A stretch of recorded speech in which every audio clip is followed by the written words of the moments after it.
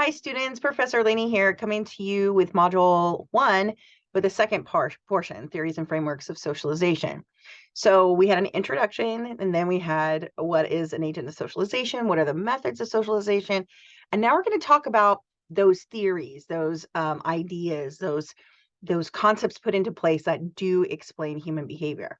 Now, some of you have already been through the module and noticed that we have tabs, which is fantastic. I want to again thank Dr. Susie Valdez for setting this up. The tabs are super fantastic, but there's two sets. So look at, there's that set and then this set right here. So again, I need to take out some of those numbers, but we'll edit as we go. All right, so I wanted to break up the lecture because again, you guys can read. I know you guys can read, and you have access to the book, but this is my time to put a little bit of a personal, emphasis on it or a twist. So I can clearly illustrate or give you additional examples and things like that of their reading. So let's get to it. Okay, so again, theories and frameworks of socialization. Again, you don't have to have this memorized. I would rather have you guys learn this authentically than have it memorized. But we're going to talk about the different systems, and we did talk about things like reinforcement that comes with modeling and operant conditioning and things like that. But we're going to talk a little bit more about that. We're going to go into deeper, some deeper dives here. So the bioecological system, this is what's connected to the discussion board. I mean, we have a discussion board that has to do with our nature versus nurture, and then we also have your bioecological model. And so just want to let you know, I really think this is fantastic. I've explained to you, and you can see through the videos that I really, really enjoy this stuff. But a bioecological system, it was developed by Yuri Bronfenbrenner. And what people don't know is that he actually helped create universal kindergarten in the United States. Talking about, when I was young or back in the 60s, before my time, you would start school at first grade. And Yuri Bronfenbrenner was an immigrant from Eastern Bloc, and he came over and says, no, we need to prepare these kids. I've seen it in my home country. I've seen it here. And so he worked with the government to create the Head Start program. If you've ever heard of that, or First Five. So this is a fantastic model. In fact, because it's a new book, our last book primarily was on Bronfenbrenner. So I've spent a good decade of my life teaching Bronfenbrenner.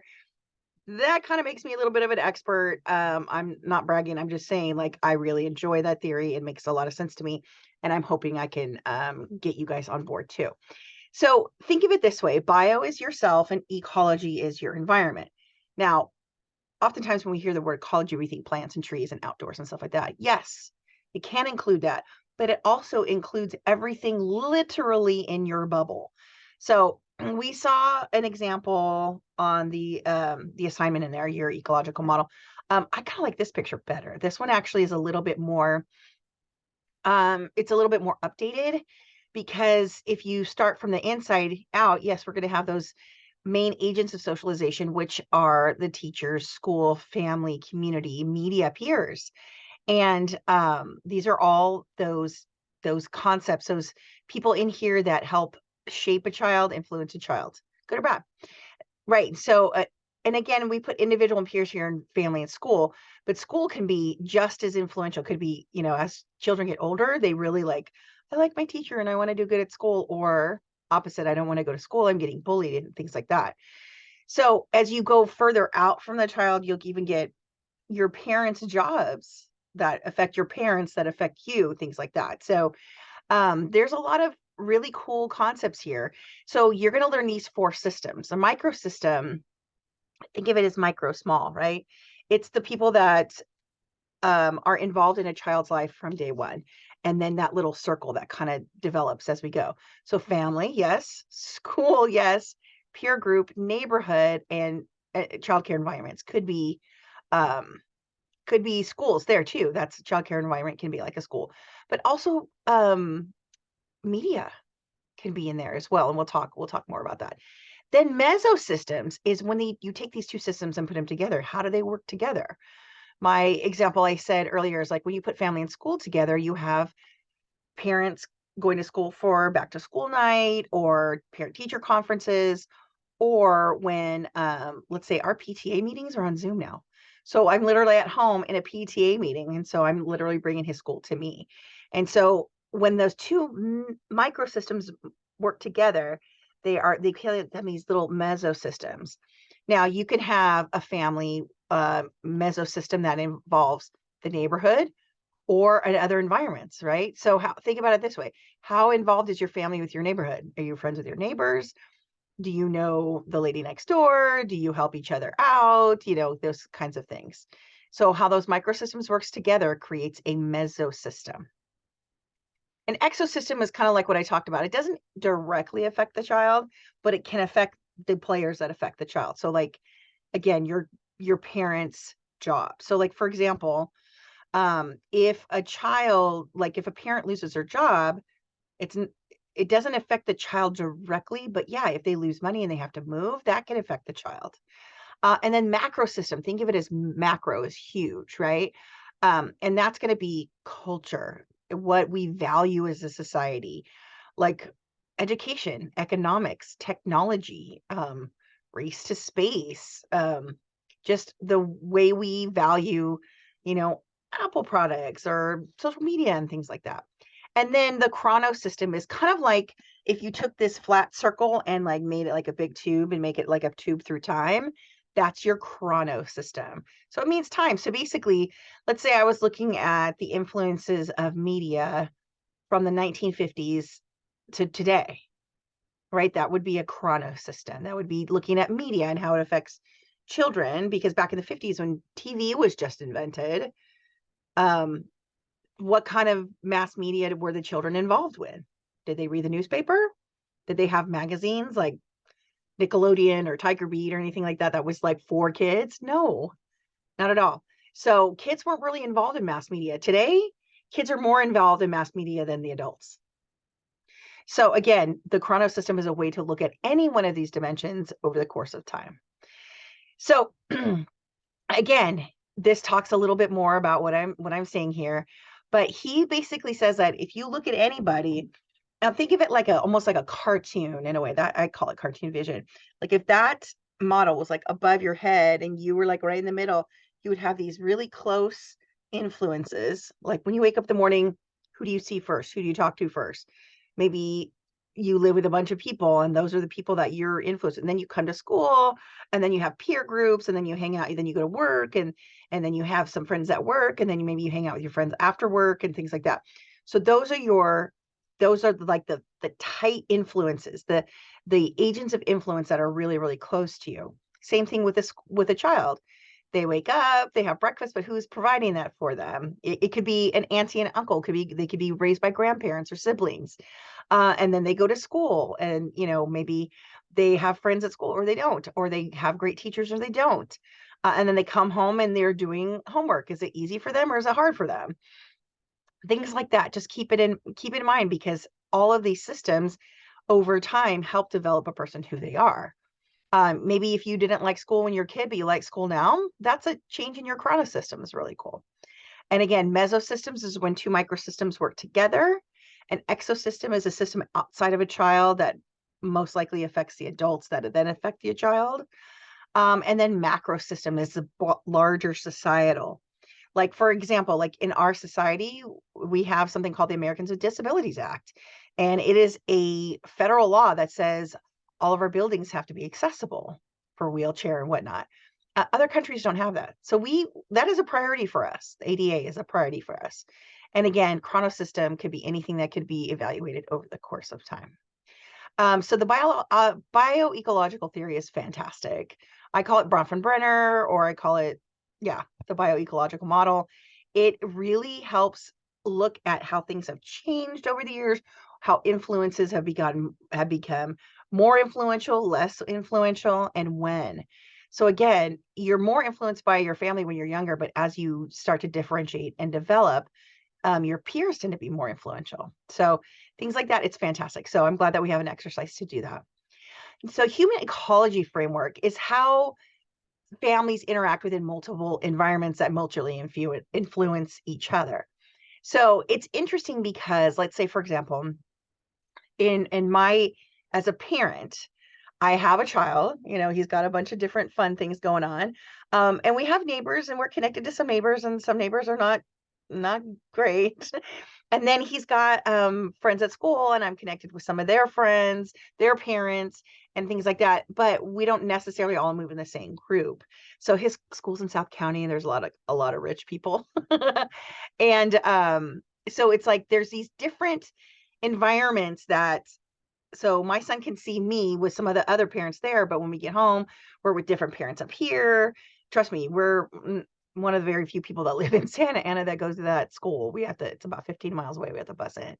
And so it's things like that. So there's a lot of different facets to the gem of a child and the family, right? So it's like when you're looking at a stone and you just turn it slightly and you see a different way of looking at it, and maybe the colors change or things like that. So again, how children are raised within this framework can really help develop who they are. So again, if we're talking about a refugee family, think about that for 1 minute. What if you were somewhere and you had no money and you didn't speak the language and you were hungry, and wow, how does that affect a child? Right? And so all these different pieces of the American melting pot have different effects, right? So again, we're talking about agents of socialization, the people who provide the socialization, but what if we're talking about stress and trauma, right? And so there's a lot of different things to think here too. So the family system, think about it this way. There's a reason to have a family, make a family, create a family, and sustain a family. There's physical needs, food, shelter, clothing, warmth, connection, right? Resources and interpersonal needs for relationships. If a family's not maintaining those things, the family can devolve. And that's a fancy word of saying like divorce or pull apart, or kids go into foster care or things like that. So again, if you're talking about refugees, or we've had recent earthquakes or any sort of natural disaster, it can change the family ecology, but also change the dynamics in which the family maintains itself. So there's a lot to think about. Okay. So I'm going to go back to the top here, and we're going to go to the next tab. So if you think about sociology in a system, there's this like bubble around a person, and as they move through their life, it morphs and grows and changes, and we adapt as humans. So constructivism is a way that people learn, a way that people consciously strive for meaning to make sense of their environment in terms of their past experience and their present state. So like, for example, let's say you had the flu, or you had, let's say, measles or mumps when you were like 6, and it was terrible, and you were in bed for 3 weeks, and you had to take all this medicine and la la la. So the next time you get like the flu, you're like, okay, well, I kind of know how to do it, right? Oh, this one's not as bad, or this one was different this way, or this one made me fatigue this way, this one made me really hungry or really upset stomach or whatever. So you have this past experience, and then the next time you have something similar, you kind of judge it and work it out in your head on the way it is now. So, but here's the thing, every situation's different, so you're always kind of navigating, meaning each individual's unique, and then the interactions with these experiences, some people say, okay, well, I'm sick all the time and I hate it. And some people are like, oh, I'm sick all the time and I just move forward.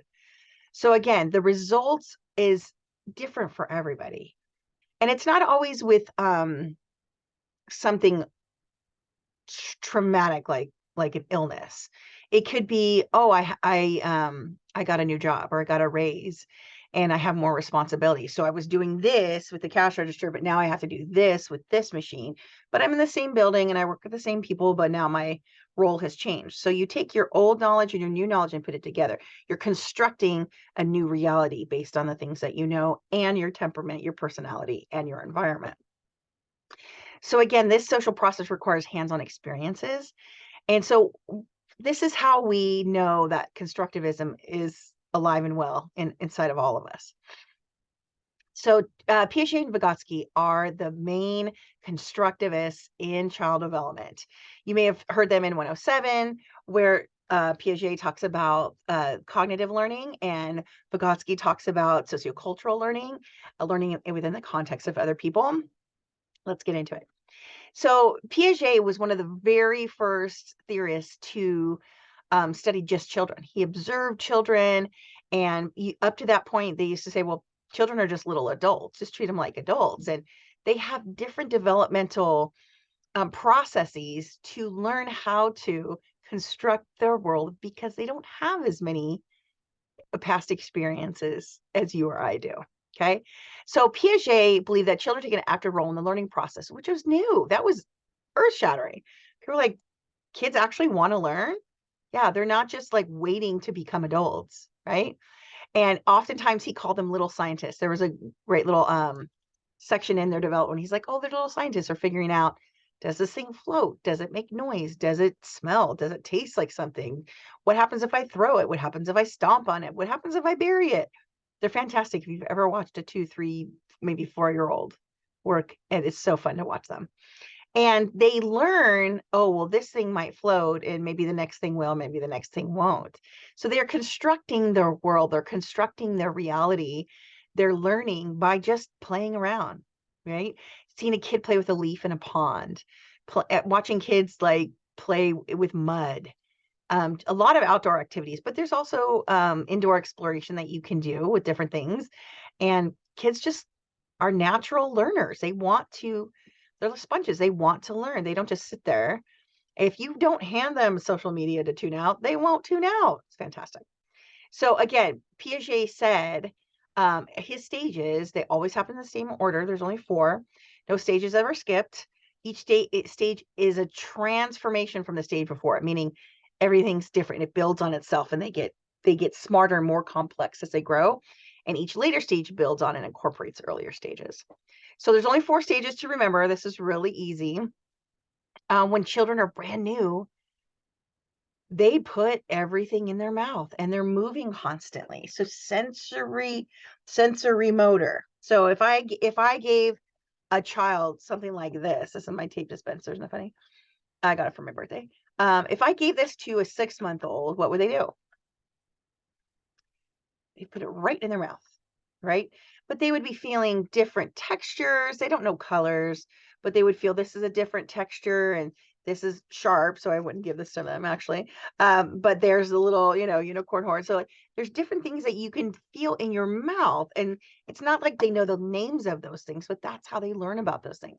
It's the same thing as when you see a kid who like writes on their face and they put it in their mouth and then they write it. So they're tasting it, they're feeling it. They don't know this is a marker, this is not, this might stain, this is not good for me, this is toxic, whatever. They're just testing things out. They also, like, you've seen a kid with a mobile over their stroller or their bassinet or something like that. They learn that if I shake my body a little bit, that thing moves. Or they're in a bouncer, and if I shake my body, that bouncer moves. Or we're hung in the doorway. If I jump around, then it'll move. They learn that if I move, if I sense, if I interact with stuff, that's how I learn. And it's not that they're saying that to themselves. So their brain is just blowing up with these new neural pathways of, oh, this tastes different, and this feels different, and this, I like this, I don't like this, right? And so they're constantly moving and using their sensory options to learn about things like sucking, grasping, looking, listening, things like that. The next one is when they kind of get into preschool. This is the best part. For child development people, this is kind of where we hang out here in the pre-operational stage. Now, we're not talking about operations like cutting open a body. We're talking about things in order. Operations. Do you guys remember in math when it was like order of operations? Actually, let me see if I can put this guy down here. Okay, good. Order of operations is when you do this, then this, and this, and this, right? But pre-operational means that kids are not really logical. And so they kind of, again, they're constructing their world. So they're taking some old things that they know and new things that they see and trying to put those things together. And so they can tell you what something is, but they can't tell you all the qualities about it, right? So they start to use words and say ball, and they know dog and things like that. But then when you ask them as they get older, how does this work? They come up with kind of a story because they're constructing their reality. But it's not all there. It's not all there. So let's keep going. During pre-operational stage, they do a lot of pretend play. They always say like, come play with, we're playing Star Wars, or we're playing, whatever, come over here and play with us. And they have great imaginations. They want to just get out there and try on different things and use different words and try all the things that they've heard from other adults. But it they kind of seem self-involved, but that's normal. That's developmentally expected and developmentally appropriate. So egocentrism mean that they can only see the world through their eyes. That's okay. That's how their brain is. Not till we get older can we say, well, I see the world through my eyes, but let me take your perspective. So perspective taking and egocentrism is is a challenge for these kids at this age, but that's normal. So you're thinking, oh, this kid, it's all about them. Yeah, it is. And that's normal. And they don't have a problem with it. And if you do, you need to brush up on your developmental stages. Okay, so next is the concrete stage. Think of this as a playground, 7 to 11 years old. And this is when they start getting a little hyper rigid about rules. They'll be like, I said to my godson one time, I was like, he showed me some artwork or something. I was like, stupendous job. And he goes, oh, you said stupid? I'm telling. And I was like, oh no, yeah, I broke the rules. I said a bad word, right? And so now these kids they can follow rules. Guess what do you have in school between 7 and 11? Multiplication tables, I before E except after C, capitals at the beginning of a sentence and punctuation at the end. You have the state of California, the missions, the Civil War, you have the life cycle of butterflies. You have all these things that are very rule bound and between 7 and 11 years old. And that's what Piaget says, that they now know what rules are, they follow the rules, and sometimes they get really excited about the rules. But then you can break some of the rules or push some of the rules a little bit. Look at, for example, they are gentler. Oh, it says right here, parents tend to be gentler with daughters than they are for their sons. They give girls dolls to play with and the boys guns, or not, because we don't do guns in my house. But it's interesting because this is where we start to kind of, if we're setting up rules over here, and then somebody teaches you about gender, you're going to treat it as a rule. So it's this piece where the kids will start to think logically. They're going to say, well, that doesn't work. This might work better this way. Or they begin to understand the concept of conservation, how liquids can change. Have you ever had like a tall cup and then a short cup? And then like, if you have the liquid in the short cup and you pour it in the tall cup, it looks taller. They understand it's the same liquid. And I have some videos I can share. Thinking becomes more logical and organized, except for if you have something like some neurodiverse issue like ADHD, not always organized. But they start doing inductive logic, meaning logical reasoning. So let's say they learn about the life cycle of a butterfly. What if they learn about the life cycle of a snake? They can sort of induce a parallel reasoning, which is kind of fun. So the next, the adolescents 12 years and older, this is the last stage. Formal, think of like when you get to high school, you have like winter formal, like formal, like a tuxedo or like a bow tie or whatever. So we went from sensory motor, pre-operational, operational, and formal. That's it. There's a video down here, which is really great. But now at the formal stage, kids can start thinking abstractly, and they can start talking about things that aren't really there, meaning concepts instead of things that are right in their hand that they can see. So like before, let's use the analogy of water. So if I had a water bottle, just like a little plastic Arrowhead water bottle, and I gave it to a little kid, like a tiny 6-month-old infant, they would hold it, put it in their mouth, crunch on it, maybe put their feet up by it, roll it around, things like that. So they're just interacting with it, sensory motor, right? In the pre-operational stage, they know it's water. They probably could get it off. They probably could, drink it. And then they know that water is good for you. But sometimes they'll say, no, I don't like water. I like milk better. Whatever. I like juice better. Fine. So the water for them, I've seen this too, where they take a sip and then they like, oh, the ground is dry. Boom. And they just pour it out. And you're like, no, don't pour it out. But the ground was dry. You're like, were you watering a plant? No, the ground was dry. Okay. So it made perfect sense to them, but they're in the pre-operational stage. Then when it comes to concrete stage, that's when you can talk to them about these logical steps of water is good for your health, water is good for plants.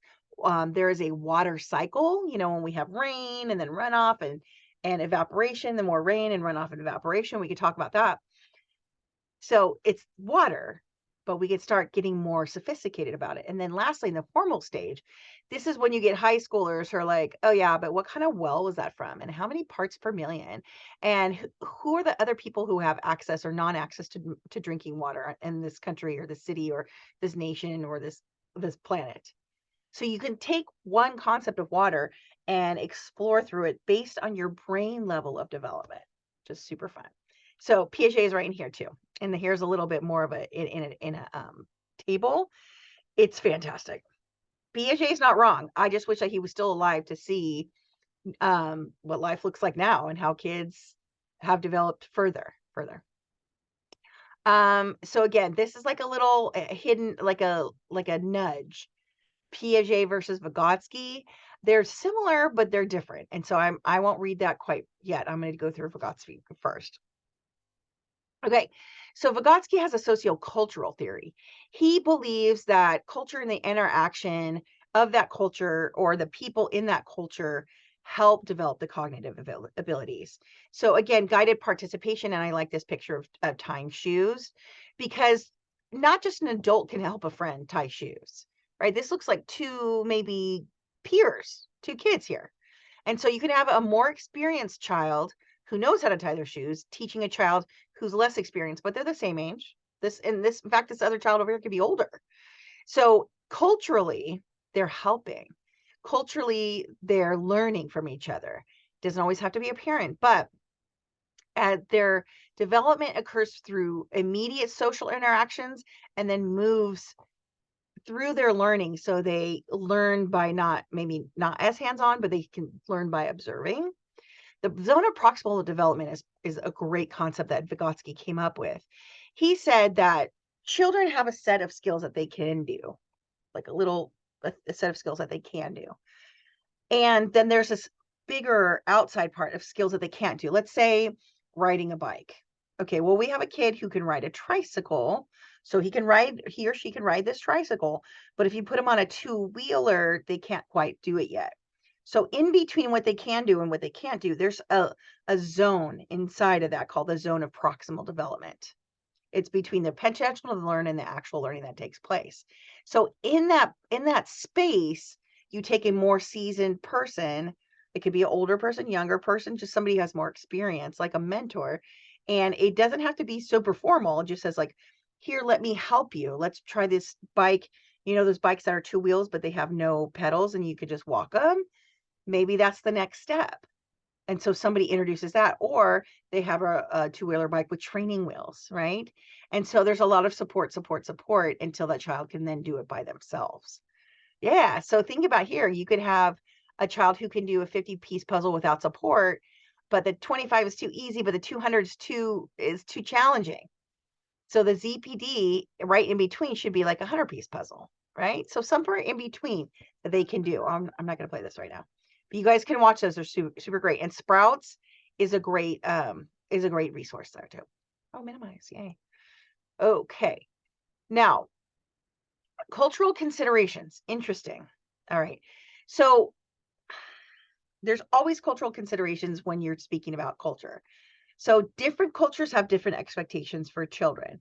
Like, for example, in certain countries, children are walking by themselves at 8 months, and in the United States, about 12. In France, it's a little bit faster, and other countries, it's a little bit shorter. And that has to do with the different expectations of that society. Same thing with how kids learn or what they're expected to learn and things like that. Or if they're in a formal learning environment. A lot of times parents are like, oh, let's get the kid into, preschool early. And in other countries, they're like, no, they can just learn around the house and when we go to the park and things like that. So again, some really cool considerations here. And so let's go back here. Let's go back past constructivism to guided participation. Very similar, but a little bit more specific. So Barbara Rogoff, she talks about the interrelationship between the child and the society. And I do like that we've incorporated here because there's not as many female theorists. And it's not because they don't want to be theorists, but a lot of times that's culturally, historically, very common for us that we have the women who are the research assistants or the secretaries. But I'm glad that we incorporated it here. So this theory, it doesn't focus so much on the child's innate ability, but rather indicates that skills are developed in context and learned through specific cultural activities. So sometimes, so looking here, these two readers, now everybody has the ability to learn, but we don't know which one of these kids is an actual bookworm. Because I mean, I have friends who read voraciously and I don't really get to do that much anymore. But we're not saying, oh, this little girl or this little boy is going to be a reader. We don't know that yet.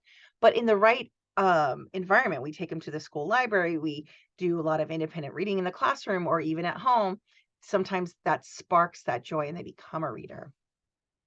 So the theory of guided participation, it kind of built on the ZPD. It was really cool. So it's like basically saying here in this example is like making tortillas with your grandfather or learning how to ride a mountain bike versus a road bike.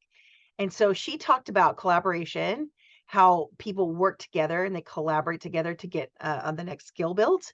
Learning through observation, children will absolutely learn what they see and prioritize the children's interest. If they really want to do something, you have to perhaps find a way to work that in. It's interesting, and it doesn't have to be like, oh, we're gonna, my kid wants to, take hockey, which is very expensive, but maybe it's something you want to watch a hockey movie or read a hockey book. That might be enough, but again, the role of adults and caregivers are needed in many of these tasks, but we're sort of the training wheels for these children to become adults. That's what socialization is. So again, the cultural considerations here is like talked about here when we talk about a neuroatypical child or a child maybe who's on the spectrum or has other issues. The piece is when you guide their participation, when caregivers focus on having high quality guided relationships, the children were able to regulate and learn critical developmental skills. A lot of times with autism, these kids just haven't learned the skill yet. But when we have a parent or an adult in guiding that participation, we call it ABA therapy. They build these skills. It's fantastic. I used to work in that industry before I came here, and to see a child build skills is amazing. And so again, guided participation has a great part in our socialization. Social learning theory. This is Albert Bandura. Observational learning. This is kids watching how chess is played. And then maybe they learned a little bit about it, but they get to watch how it works. That's a fantastic way to reinforce what kids have learned. Bandura just died in 2021. And so one of our more contemporary theorists, and I like to share, if they're still around. Now, sometimes when kids are seeing something new and they don't know what it is, they might be a little timid. But while watching the behavior, the kid can figure out the rules of the game, maybe not all of them, but then they can ask questions and then they can participate. So again, observational learning is very similar to guided participation, but at the same time, they can learn bad habits too. Excuse me. It is 4:45 in the afternoon when I'm recording this, and this is when I need my coffee. I'm out. Okay, so Bandura came up with this activity called the Bobo doll experiment. And this thing, you can like hit it and like falls over and comes back up. And so they gave it to parents and they gave it to older kids. And when after these parents and older kids were beating up the Bobo doll, then the younger kids, guess what they did? They beat up the Bobo doll. So it's really kind of interesting. Then we hear talk about cultural consideration. There are some kids who are a little bit more aggressive than others, right? The findings suggest that newly immigrated children may feel the need to use newly modeled skills as they navigate and cope with cross-cultural worlds. We know that's maybe not great to beat up a Bobo doll, but a kid who is new to society might It's be like, 1961. Yep. he might be like, oh well, those kids are doing that, I need to do that. And so they might not understand which modeling is good. So watch the video, it's a really good one. Yeah, Crash Course Science is great. Hank has a TikTok channel as well. So let's see, let's go back to, so that was our last tab. So we talked about Bronfenbrenner, and this is Vygotsky and Piaget. Then we talk about Rogoff, and then Bandura. And so you don't have to have these memorized, but knowing a few things about them, who goes with what theory and what the basis of that theory is going to help you. So make sure you get that in your notes. So here's your next set of tabs. Cultural frameworks. Again, think of it as like the place, the bubble, the just the I want to say framework. I don't want to see framework to describe frameworks, but there's these places that people form values and have behaviors and things like that, and it's culturally based, but it's sometimes a little bit more structured, right? So different states in our country have different main ways of existing and thinking and behaving. Sometimes those cultural frameworks actually really guide what's being learned. Okay, so let's talk about cultural capital. And I don't mean like Washington, D.C. The theory of cultural capital. Capital usually means something that is worth something. So if I said I'm starting a business, and then somebody's going to say, well, what capital do you have to start the business? You're going to say, what basically resources do you have? Cultural capital is a currency, not dollars, but like something that is worth something that it helps navigate your culture. And so it's almost like if you could monetize your skills or your help. So again, let's say your neighbor says, oh, I can't find my cat. Can you help me find my cat? And you're like really good at finding cats, that's your cultural capital. Another type of cultural capital is like if you have a friend who's like, always short on money, and you're like, oh, no, I got you. Like, or even for you, if you're like, if I need $20 to put in my gas tank, who do I call? That's your exchange, that's your cultural capital. I have a friend of mine who's very good at guiding her Mexican heritage toward my son, who is partially Mexican, and for her, sometimes she needs a ride to the airport and back. And so I'm like, I'm in. You can give him your words of wisdom while we're taking you to the airport. Let's trade. I think it's fantastic. So again, cultural capital provides people access to cultural connections such as institutions, individual, material, and economic resources. Sometimes you'll hear it's not what you know, it's who you know. In certain circles, that is absolutely true. Think about it if you're new to this country and you know nobody. Cultural capital can almost mean more than a dollar bill. Yeah. So then cultural wealth, again, this means that like you have an array of cultural knowledge, skills, and abilities and contacts possessed by marginal groups. So it's almost like, here in Orange County, we have a large enclave of Vietnamese in Little Saigon. We're actually very large. It's one of the largest groups of Vietnamese people outside of Saigon in Vietnam. So again, they could come to our country and do not know English, but they might know some people, they might know where to shop, or they have an extra room to rent, or things like that. So again, cultural wealth is somebody who has all these different things, but often unrecognized or unacknowledged because it doesn't have a dollar amount to it. And since our country often is looking at a dollar amount, what costs a dollar, or what has value, these things are like invisible value. But having cultural wealth is opposite of the cultural deficit model, which focuses on deficiencies in the home life of children, right? So sometimes when you have people who are marginalized, they keep the kids home, they don't interact with society, they don't bring them to the new language and things like that. And so that child then has to go to school and learn all those things and then come home and have a different set of rules. It's tricky. Okay, so the 6 forms of cultural capital are aspirational. Children develop social emotional perseverance. They want to aspire, right? Despite educational inequities, okay? Kids want to do well. They want to be on your good side. They want to learn. There's not a 5-year-old who wakes up and says, how can I make all the adults miserable today. It might work out that way, but they don't willfully think that way. Teenagers, perhaps, but 5-year-olds are like, I want to have fun. I want to make my teacher happy, even though it's, not the child's job, but they want a fun, happy life, even if they don't speak the language and they don't know the culture. So linguistic, children develop language, and dialectical means two at the same time. Familial, children develop a sense of community, history, and memory. Again, that's the best part about our country, is that we have, we call it multicultural pluralism or cultural pluralism, that there can be an enclave of little Saigon. There we have a little Korea, we have a little Cambodia, we have a little Italy, we have, right? So we have all these different groups of people, and they have all their festivities, and we can go and celebrate with them or not. They got their thing, they can do their thing, and then I'll stay over here, I'll do my thing. So that's different groups who then can interact, but not necessarily the melting pot, but we still have our own beautiful different cultures inside of one big culture, which is really cool. Social means children draw from personal human resources with family and community.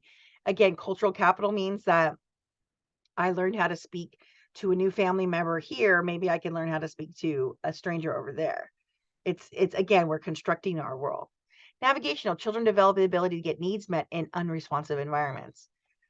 Kids are smart and sassy. They will get their needs met. They will, especially if you have in a supportive environment that says, like, I don't know how to help you. Can you go figure it out? Sometimes that's all it takes for a child to go figure it out.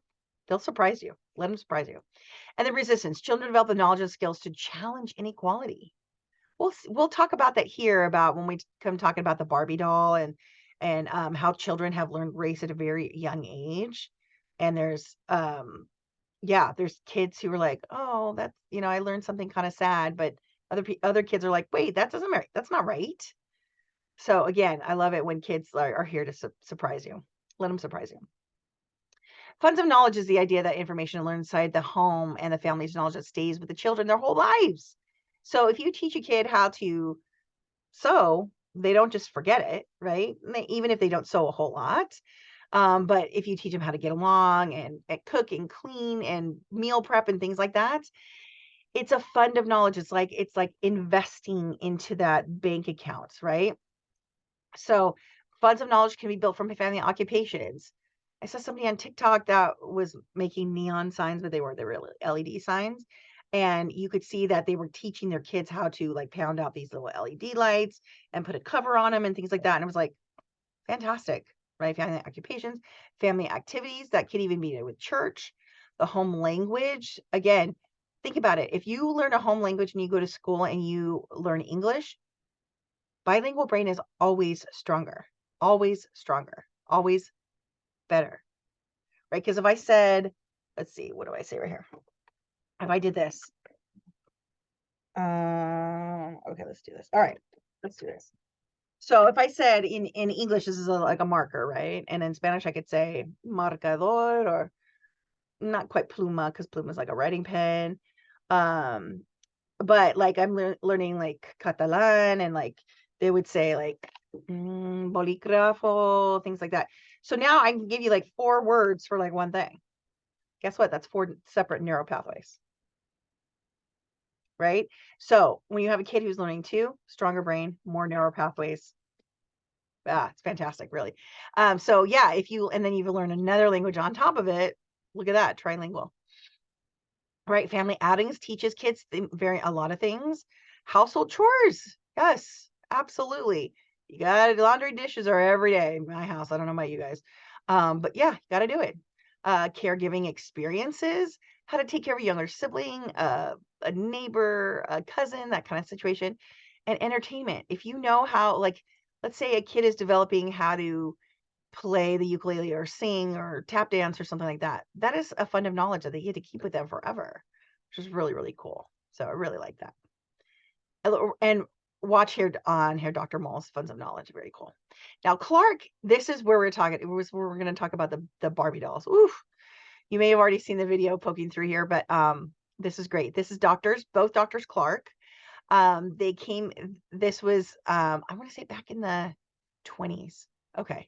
Here we go, 1940, teaching with a doctoral degree. So this was a big deal. These were well-educated, well-established African Americans, and they were some of the first people to get out there and start studying things like racism. And when in fact people still to this very day don't believe it exists. So it's pretty much amazing. So they designed this study to investigate children's sense of identity. And so they asked them about, they put this doll in front of them. Let's go through the steps. Let me show you the video. It's not the Italian one though. Let me see. Oh, this is so good. There we go. Oh no, that's not it. Let's do this one. Whew. You know what? I'm not going to play it here, but I want to let you guys have this, especially now, and to see the look on kids' faces when they realize that when you ask them which doll is pretty and they pick the white doll, which doll is a good baby, which doll's a good kid, they pick the white kid, which kid's the bad kid and they pick the black kid. And then then the researcher asks them, well, which one looks like you? And they pick the black kid, and then they look at you like, oh, that makes me a bad kid. Like, and these kids are tiny. These kids are tiny. It's heartbreaking. And I mean, they're like 5 years old and they've already learned that the color of their skin or who they are is not good enough. And where did they learn that? Did an adult sit them down and say, guess what? Your skin is dark and you're not good enough. They pick it up from other things, commercials, neighbors, anything. I want to show it to you, but I don't want to show it to you. And then there's the impact on the Supreme Court decision. I can't even right now. It's so much, but it's so impactful, and it still has an impact today. Okay. The implications for all children is like, what are we teaching kids? Are we teaching them that just because their skin is darker than white, it's melanin? It's melanin. Ugh, it's oof. And then we have it here in Italian. It's subtitled, and you can hear the exact same responses. And then at the end, there's a girl who's like, It's fantastic. And then there's a Japanese version.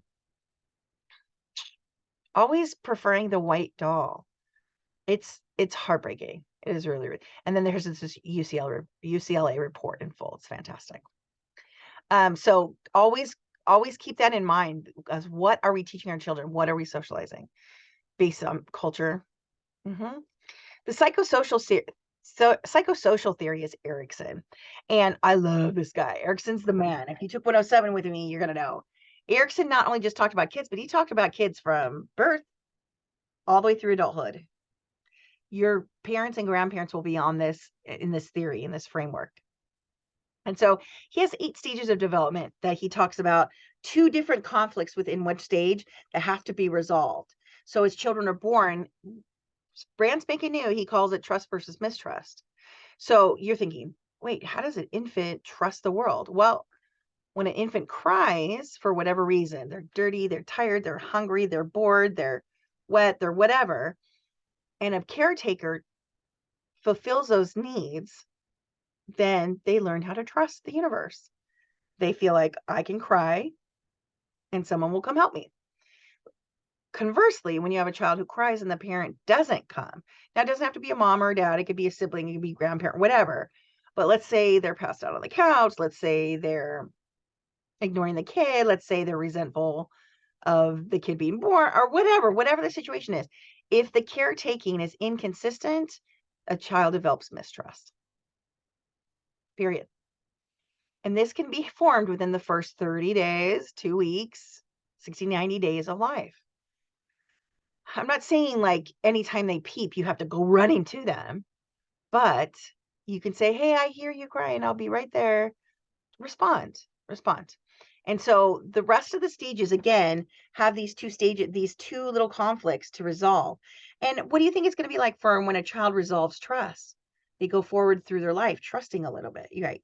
In a generally acceptable manner. When a child develops mistrust, how are they supposed to keep moving forward in a positive way while they're mistrusting people? It's pretty wild. So here are the stages. 0 to 1 year. consistent needs to be met. Then we move into autonomy versus shame and doubt. The toddlers who want to do it, they're going to say, my turn, I do it, me. And then if you have parents who are like, no, sit down, mijo, or they keep them in their car seat too long, or all that stuff. You've seen it. When they get shamed for growing, basically, and doing normal things, then they start to develop shame around just being themselves. Initiative versus guilt. Can I start something? Or do I have good ideas? Or is somebody going to tell me I have bad ideas and therefore I'm a bad person? Between 3 and 5, they have lots of ideas, but when you get shot down a lot, then you're like, I feel guilty. Or maybe they're saying, I want to go run in the park, and then the parents insecure and says, don't run away from me. You scared me, little man. And then you have this kid who feels guilty for running, when that's just what kids do, right?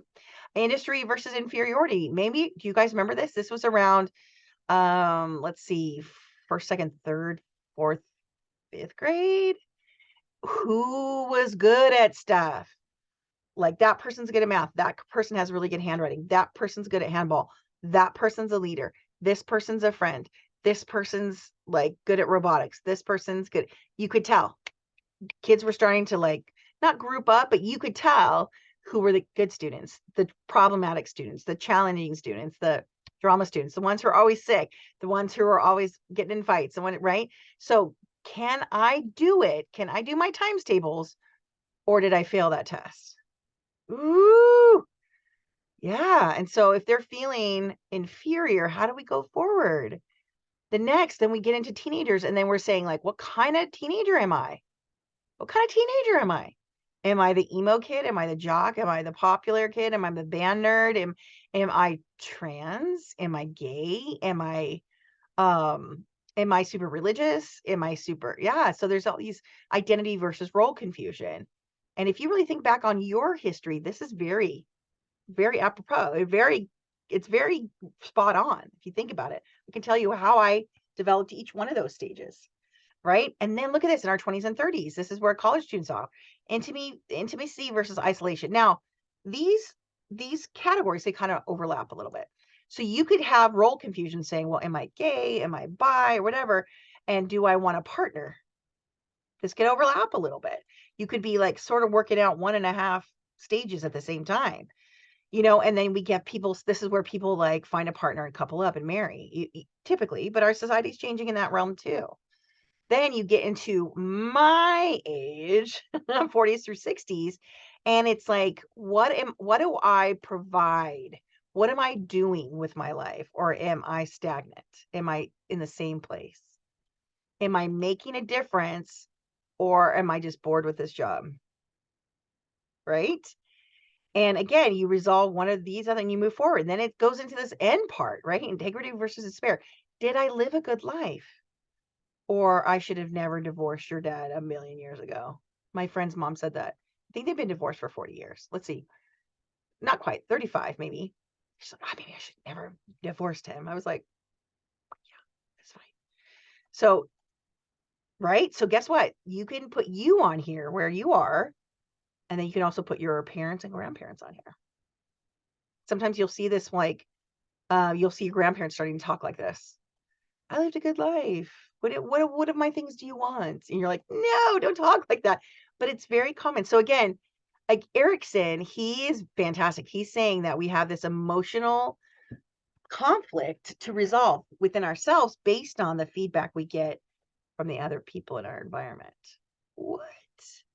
I really, really like Erickson. So I'll try not to ask too many questions on Erickson, but at the same time, make sure you know this is so great.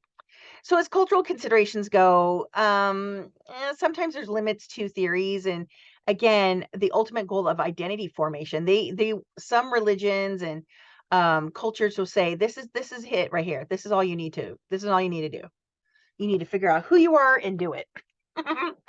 Right? They don't care if you are trying to figure out intimacy versus isolation, or feeling stagnant at work, or if you lived a good life. Figure out who you are and go do it. So sometimes children think of themselves as a part of group before they think of themselves as part of an individual. Some of our more collectivistic cultures, like Native Americans or Asian cultures, or like Buddhist monks and things like that, there is no I, it's a we. In fact, when they say we, it's about ancestral stuff. Here in America, we don't, I mean, white Americans don't always do that. We may say like, oh, we have this last name, but we're not as everyday connected to our ancestors as some other collectivistic cultures are. So again, when a child thinks independently, that's not always great. So again, there's cultural considerations to look at any sort of these theories. And okay, so we have 2 more. We're good to go. Behaviorism. This is a good one. This can be a little bit detailed, but I'm going to use this as an intro here. Now, behaviorism is the concept that every animal, even the single-celled organism, lives and dies based on behaviorism.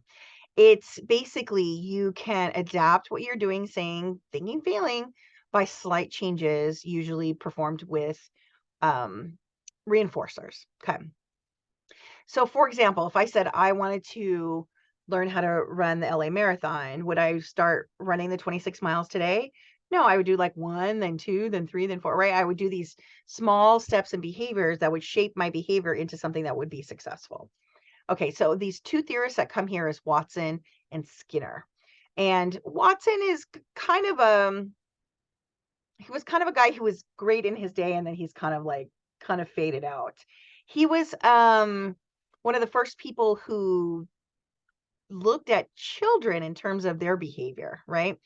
And let's see, here we go. Here's Watson. Here's his video here. But he wasn't great, only because he had this experiment where he trained a little boy to fear a white rat. Because he would say, here's a white rat. Now, some kids are going to be like, oh, look, let me pet it. But every time that the boy would get interested in the rat, Watson would shake this like loud, like one of the soccer games. Bah, bah, bah, bah, bah, bah. So the kid every time saw a white rat would think that noise was coming. The kid was like nervous. So you can do that, but in a positive way. You could actually do it opposite. You could have a child who's scared of spiders, and you can slowly get them to even touch a spider. So Watson did it, but he kind of did it backwards. I'm not gonna lie. And so now this boy feared all white furry objects, even like a cute little dog or a kitten, because of that test. Because if you pair those 2 things together, you can take out the loud noise, and now the pairing is still there. For example, if anybody, you have a dog or cat, do you have to say, come get a treat? Or do you have to open the cupboard where the treats are? Or do you have to crinkle the bag that's the treat? In my house, if I'm in the kitchen and I say, uh-oh, she's here. She's right there. Because she doesn't even look up at me. She's looking at the floor. She's not dumb. So I've trained her. In fact, when I go like this, if she's sitting or right next to me, it's belly. Right? So all I did was to train her. I went like this, give me belly. Give me belly. And then guess what? I reinforce her with pets. So now every time I go like this, she gives me the belly. I reinforce it with pets. So you can shape behavior. And yes, I'm giving you an example of my dog, but something is very, very similar with children, right? I can even say with my son, hey, snuggle time. And yes, it's pretty clear what that means. But for him, sometimes that means, hey, let's talk out the day, right? So again, behaviorism is all focused on behavior and shaping that behavior into something desirable.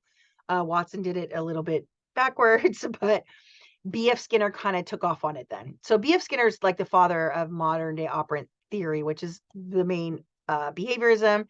And if you work in ABA, if you work with applied behavior analysis, or you're a BI or BT with kids with autism and you work in their home, this is where that theory came from. Operant conditioning led into applied behavior analysis.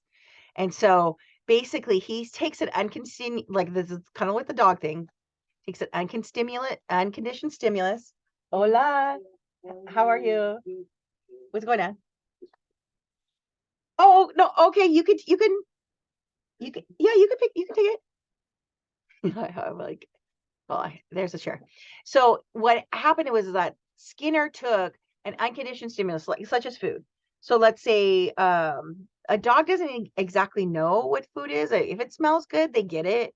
But like if you took something, let's say my dog would eat a slice of carrot, right? That carrots don't smell, but it's something that I have. Thank you, thank you. It's something that I have that she wants, right?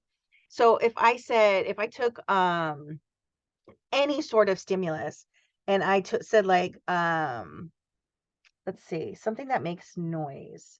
If I took something like I had like my makeup right here, and I went like this and then gave her the carrot, she would put those two things together. So even like a week later, I could go, and she would come expecting a carrot.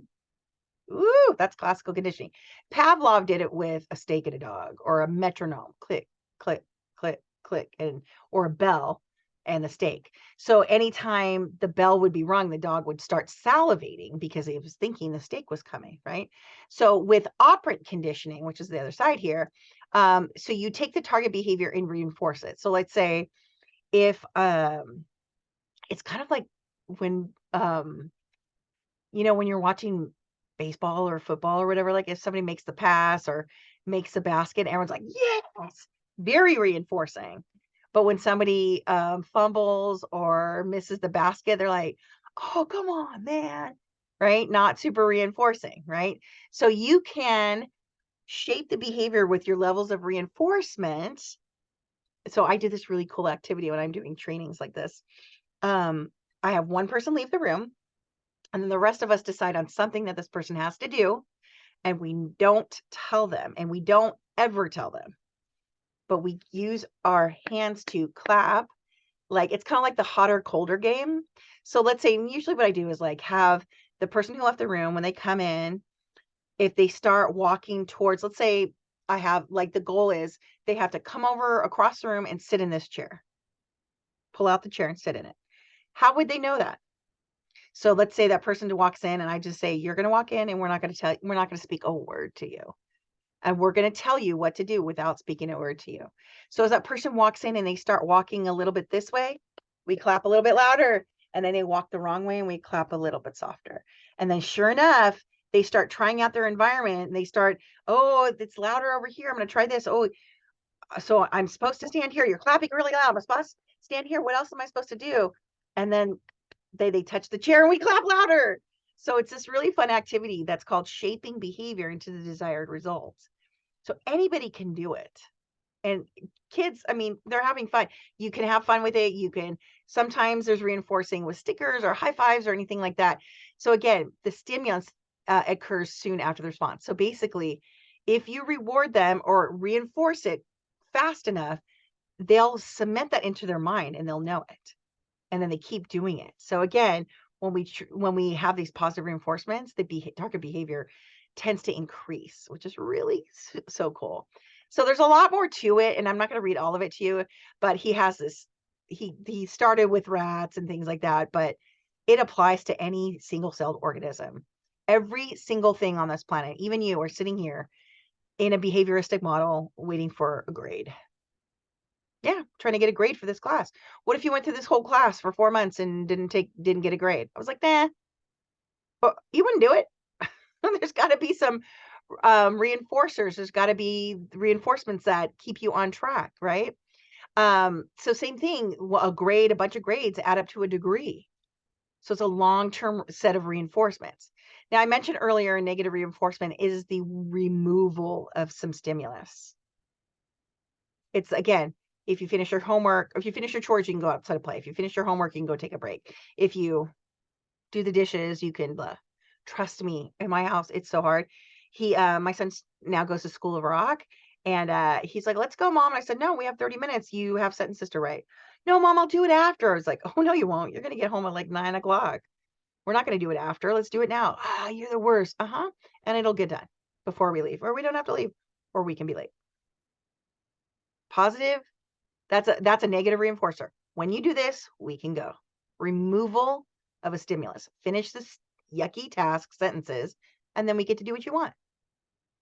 It's called natural and logical consequences in parenting. A lot of parents don't quite get this. You just leverage what they want, and that's its own reinforcer. So beautiful. We can talk more about that. Punishment is so it's funny. punishment always decreases the behavior, but at the same time, it depends on how the punishment's done. I can't even tell you, I had some pretty severe physical abuse as a child. Didn't make me change my behaviors, not at all. Just made me got smarter about it. So positive punish means you add an undesirable stimulus. So when my son's mouthing off, I add chores. Yep. And he hates it. You can't give me more chores. Yes, I can. Apparently, you arguing with me, you haven't learned that chores are a part of the deal, right? And you have to make sure that for punishment to be good, it has to be equitable, fair, immediate, and there has to be a connection to the punisher. Have you ever gotten try to get talked down to by somebody you don't know? You're like, some stranger comes up to you at church and says, you shouldn't be wearing that shirt. And you're like, who are you? Right? So kind of situation. So in cultural considerations, different cultures look at punishment and rewards differently. It's really kind of interesting because it says, again, when there's collective values and when a child is not doing well, collective values like in Asian cultures are like you're shaming our ancestors, versus in the Western world we say we're teaching you how to be number one and you're not acting like number one right now. So please keep in mind cultural considerations. Last one, family systems. Let me take out the numbers. These are the old numbers. Let me edit. Sorry. Family systems theory. Okay. So this is very similar to Bronfenbrenner, but at the same time, we're talking about the family systems. Oh man, I'm going to have to go all the way down here. Hold on. The family systems that occur inside of a family. Let me see if I can get it. Now, when I hit edit, there's no tabs. Isn't that funny? I have to, it's long for me, but it's short for you. So let me do it right here. So there we go. This one right here. I'm going to get that out because that's confusing. It's not module 2, it's module 1. So let me hit save. So family systems theory says that there's these mechanisms inside a family. If you think of family like I went too far. If you think of family like a car engine, you have a radiator, you have an engine block, you have all these different pieces, and they work in harmony. When one's not working, they all try to either compensate or they start to fail, right? So how a family socializes children. It says basically here, there's 6 characteristics. There's boundaries. Do we have a set of rules of what's accepted in the house? Who is in and who is out of the family? It's funny because my son wants to call everybody auntie. He's got a lot of aunties, but he wants to call everybody auntie. And he's got a teacher at school named Miss Colleen, and he wants to call her Auntie Colleen, but we have a real Auntie Colleen. And so we had to set, you may call her Miss Colleen, and this is your Auntie Colleen, that kind of situation. So that's how we socialize that piece. Roles, everybody has a role in the family, X, Y, and Z, and different families set that up differently. Rules, we have rules. We agree upon rules. We post them. Like if you have a D from school, you don't get your technology. And he's like, well, when I get my technology back? When you get that D up. So you get to set the limit, not me. Hierarchy. Who makes the decisions? Who has the control and the power in the family? Sometimes it's shared, sometimes it's not. Sometimes it's a mother-run household until dad gets home. Yeah. Climate and the emotional and physical environment of the family. Equilibrium, the balance or imbalance that exists in the family there too. Again, this is a really kind of cool article here. Make sure you read it. It's not, you don't have to, but it does help with concepts. And you can actually, if you haven't done your notes, you can use that as part of your notes. Now, functionalism means there's a functional system, meaning like what's working in this system. Some things might not work, but functionalism is keeping it to say what's working in this house. So like, for example, like when I was married, my husband worked at a certain time of day that was opposite of my schedule. And so we were able to kind of like functionally move within the week and have the kid make sure that he didn't have to have an extra sitter or anything like that. So again, certain things exist so they function well. So again, once children are born, the family plays a vital role in training them for adult life. That's socialization. But it's kind of interesting because different roles, different gender roles, different expectations have different ideas and expectations. And so, yeah, women tend to assume the expressive roles.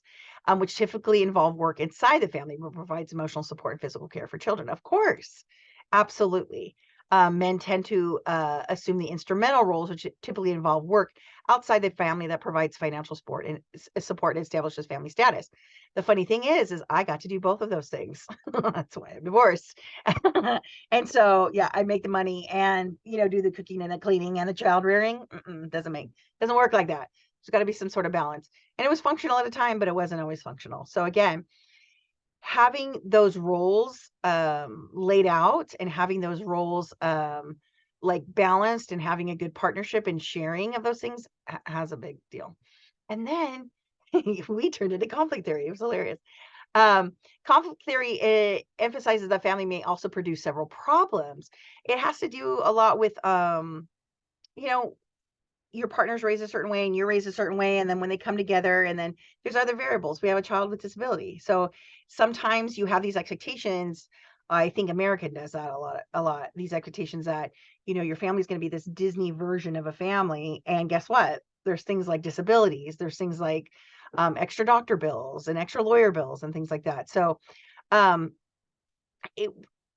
even through conflict, parents are socializing their children. They're even socializing their children to handle conflict, to have conflict resolution skills or not, or maybe just yell and throw things, right? So again, look at, in general, conflict theories tend to study areas of marriage and life that involve inequalities or discrepancies in power, as they are reflective of the larger social structure. What was happening in my marriage was not different than what's happening out in society right now. The expectation that women have to do all of it, and then we get blamed for everything on the way down. It's fantastic. I'm glad that life is changing. Los tiempos cambian, ¿verdad? Okay. Symbolic interaction has to do with symbols and meanings assigned to them. We talked a little bit about cultures, how they share the same symbols like ABCs and 1, 2, 3s. But this is more role, like roles and like people. So to the self, the family itself is a symbol. Mothers are a symbol, fathers are a symbol, children are a symbol, boys are a symbol, girls are a symbol, right? But it is also an ebb and flow. And when we say like other social phenomena, like other things that happen in our society, it is a social construct. We created it. We create the language around it. And sometimes the language around it creates it further. Think of it this way, however your background is. The first humans on the planet, they didn't have some of the sophisticated sociological problems that we have right now, right? Like gender roles and stereotypes and right, things like that. And so it's the subject to ebb and flow of social norms and ever-changing meanings. Life is changing. So interactionists are always looking for the interaction in between family members. Now, again, my interaction with my son when he was 5 is different than my interactions with my son as he's 15. And so it's really kind of interesting. And even looking at the elements of the family in the past, my parents are boomers. Yeah, it's weird. Because they said, well, we're perfect and you don't ever question us. And children are to be seen and not heard. And so more Gen X people, there was a lot of underparenting occurring, right? And so a lot of times we had to fend for ourselves, but those are the interactions we had, right? So my dad worked full time, my mom worked part time, and they were too busy. But the family roles have changed, right? We treat our children way differently than we were treated. And so again, these interactionists really look at how people interact with each other, especially parents and children and parents to each other, and then parents to the outside world. Look at, again, today, for some, good father is one who takes time outside of work to promote children's emotional well-being, social skills, and intellectual growth. A good father does more than just the traditional father role. Our society has changed so hard that just having a job ain't it. So those are our second 4: cultural frameworks, psychosocial, behaviorism, and family systems. Yikes, that was a lot. But I really appreciate that you guys could hang in here. Hopefully I wasn't talking too fast. Hopefully I was supporting your learning. There's a lot in this class, and this is just chapter 1. It's a lot of foundation pieces. And again, you do not have to have it memorized. The quiz, open book, right? My goal here is to have a balance of assessment and activities and real hands-on, real world learning, so you can take all the sociological theory and put it into yourself and then apply it to other people. Really, really excited. All right, friends, I hope this helped, and we'll see you next week.